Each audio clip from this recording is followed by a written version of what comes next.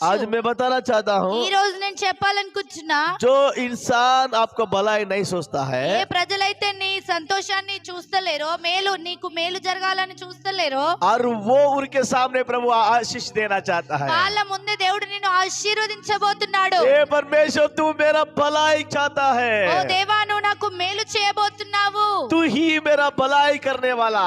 నువ్వే నాకు మేలు చేయబోతున్నావు. अगर आप मेरा भलाई कर सकता है, నువ్వు నాకు మేలు చేస్తే दुनिया का कोई ताकत नहीं रोक सकता ఈ है। లోకంలో ఏ శక్తి ఆపలేదు.